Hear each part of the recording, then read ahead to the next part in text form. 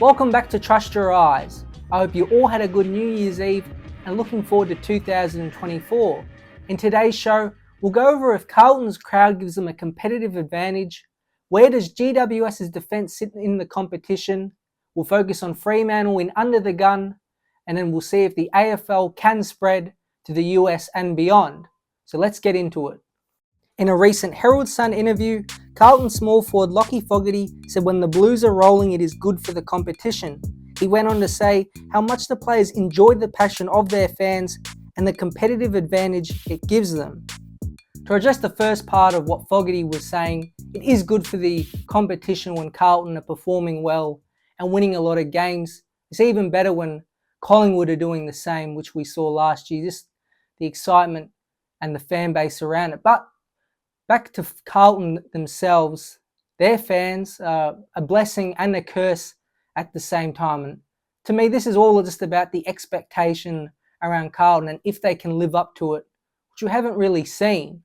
Now, you're saying last year they got to a prelim, but these were the circumstances around it.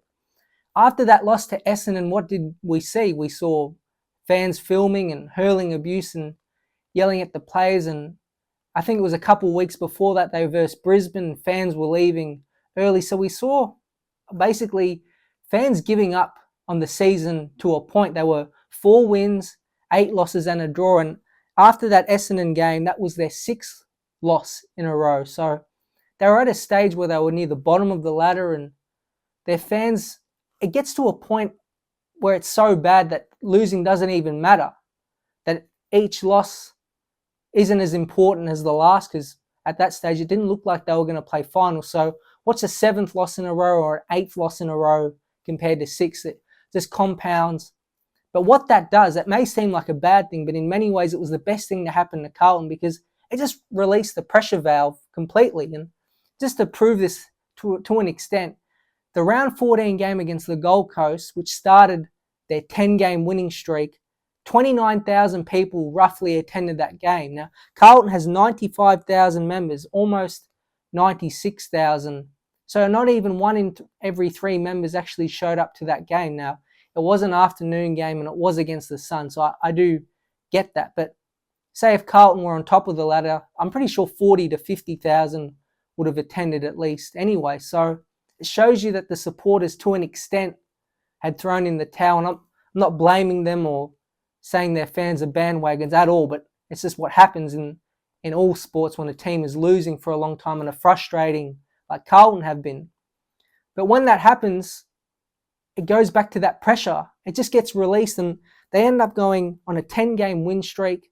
Then the fans gradually got back, and probably after that Port Adelaide win, they thought this team was legit, and they got to a prelim, and we know they were in front and ended up losing. But it all goes back to expectation. So I think the first month of the season will be fascinating to see whether this crowd, as Fogarty's saying, becomes a competitive advantage, or if they start next year 1-3 or 0-4, which you never know could happen.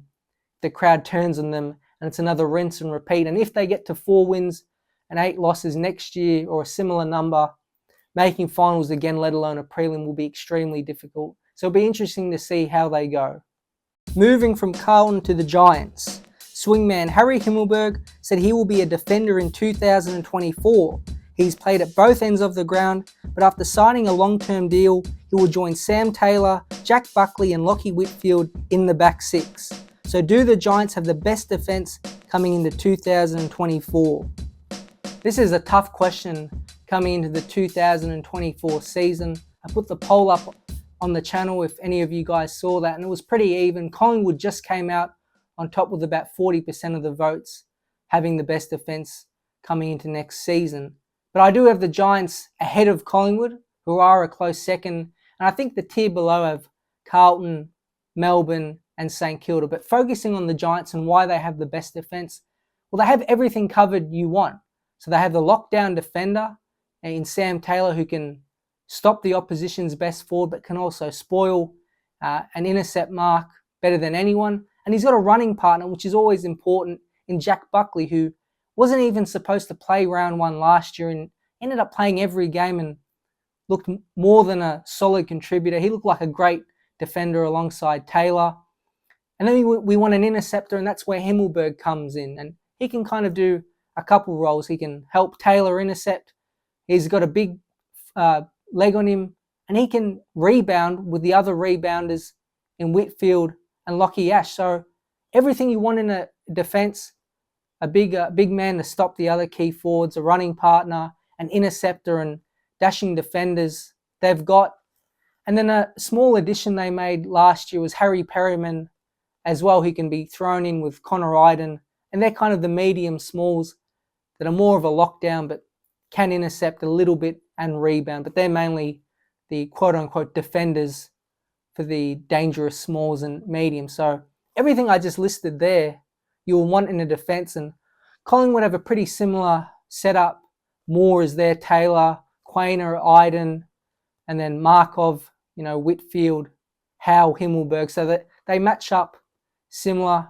But I think GWS have a little more depth. And I think Sam Taylor is ahead of Darcy Moore right now as a defender. I think he's significantly become the best defender in the competition and is a real weapon. So well done to GWS for kind of putting the pieces in place, moving Whitfield from kind of wing half forward to defence, Perryman from midfield back to defence, and then Harry Himmelberg from a forward line, inconsistent player to a really good interceptor and rebounder. So they do have the best defence coming into 2024. So moving into Under the Gun. Now in this segment throughout the year, it'll be a little more rapid fire, and we'll go through teams and players in each week that are under the gun and need to perform. But for right now, we'll focus on a club, and that's going to be Fremantle. So let's have a look at them. A lot has been spoken about the pressure on Melbourne and the Western Bulldogs coming into this season. However, out west, Fremantle are under just as much. After 15 wins in 2022, they dropped significantly to just 10. What chance do they have to make finals at this stage? I really think Fremantle's made quite a few critical errors in the last couple off seasons, and right now I give them about a 15% chance to make finals. And I think Justin Longmuir, who's out of contract, should be a little worried about his position because the mistakes they've made around him and his list will affect him at the end of the day. But we'll focus on the list first. So they got in Luke Jackson and Jaeger O'Meara essentially for these players. These are who they traded out to free up salary cap and get some draft picks in over the last two off seasons. Griffin Logue, Blake Acres, Lloyd Meek, Rory Lobb, Lockie Schultz, Liam Henry and David Mundy retired. Now, none of those names besides Mundy are megastars, but all were good role players in their 2022 year where they won a final. Lobb was good. Griffin Logue was pretty good. Blake Acres was good, and he became even better this year. Lloyd Meek played here and there, and we know how important Mundy is. So they gave away a lot of their role players and depth to get in two stars in their eyes in Jackson and O'Meara. Now we see the potential with Jackson, but they can't quite figure it out with Sean Darcy. But I'll give it one more year before we completely write it off. Although we haven't seen two-star ruckman, and Luke Jackson is a ruckman workout for a long time. And Jaeger O'Meara is just a guy at this point. Gets you 20 to 25 disposals, a few clearances, and that's about it. So then we move on to their on-field issues, and there's quite a lot with their structure now. Justin Longmuir is a defensive coach. He comes from the Nathan Buckley tree of coaching. So their defense has always been solid, but their ball movement has been atrocious, and they just can't get it right. And we look at their forward line, which is the big issue. It's Jai Amos or bust, which is hard to even comprehend for a guy coming into his third year. Kicked 40 goals. But Josh Tracy, who knows how good he is. Sam Sturt can't get it going. Again, they lose Lockie Schultz, so it leaves an aging Michael Walters, Michael Frederick, Sam Switkowski, and Bailey Banfield as the forward line. That looks rough, so they need Jackson or Darcy to kick a lot of goals, and we can't rely on Darcy's health, and neither are elite forwards at all. So that forward line is looking like a complete mess. Like they might not even be able to score, and that's with bad ball movement added onto that. That does not look good. And then the midfield, as good as Sarong and Brayshaw are, they're pretty similar players. Sarong's a little more in and under, and Brayshaw is a bit more outside. So they need to move Hayden Young into the mid. They just have to. If they're any chance to be good, if Hayden Young is still in defence, there's no way that midfield can compete with the best. It's just too small. Mundy was a massive loss in that area. He was 6'4", big body leadership, and Fife hasn't been playing, so their midfield is very small. So get Hayden Young in there, bigger body. It gives them a chance. It's a nice young core, Young, Brayshaw, Sarong, and you can get some Matty Johnson in there as well and put Jeremy Sharp, who they got from the Suns, on the wing to shore that up. But there are holes everywhere. Matt Tabbin is still out. Who knows about Fife? It's not looking great for Fremantle. Everything I've detailed there, there's not a whole lot of positives for players coming in or high draft picks coming in because they traded all of them out. And Justin Longmuir is a defensive coach, and it matters now because the game is becoming more offensive and his staff around him haven't been able to figure out the ball movement. So we'll see if he can. But right now, I think Fremantle is a big contender to be in the bottom four of the ladder. And in the last section of today's video, we'll have a look if the AFL should, and if they can, spread to the United States. So Mason Cox was on SEN and spoke on expanding the AFL in the US. This follows a commitment made by the NRL to host games in round 1 in Las Vegas. Cox made the point that even getting 1% of the US population interested would be more than the population of Melbourne. So should the AFL look to expand in the US? Well, the AFL has tried to do this before, if you remember, in China and New Zealand. Well, we don't play any games there for a reason because it didn't really work and there wasn't that much interest. But Mason Cox does make an interesting point with the 1%. 330 million is the rough estimate for their population. So it is 3.3 million people. It's a lot of people if we could get them interested in the AFL. But the overarching point is that is more difficult than Mason Cox is making it seem. And he should know, growing up in Texas, they already have their AFL and it's the NFL. It's by far the biggest sport in America, college, high school, and the pro level. It's just massive.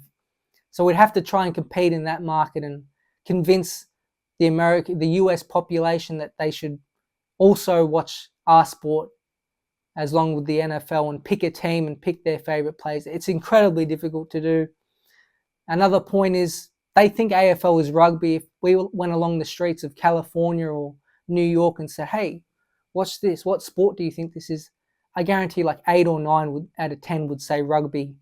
So again, that education would take a lot of time, a lot of money, a lot of resources, and I'm just not sure it's really worth it in the end. And then even in their sport market, the NFL has that much dominance that the NBA is still doing well, but some of the ratings are a little down, and the MLB made big rule changes to try to get people to go to the games more and watch them. So I like the idea from Cox. It's kind of bright, good thinking. The NRL's doing it. They're trying, so he's saying we should do the same. But saying it's one thing, actually doing it, it's going to cost a lot of money, a lot of time. And I'm not sure we could even convince 1% of the US population to watch the AFL when they have so many sports already at their disposal. Thanks for watching another edition of Trust Your Eyes. I hope you enjoyed, and I'll be back very soon.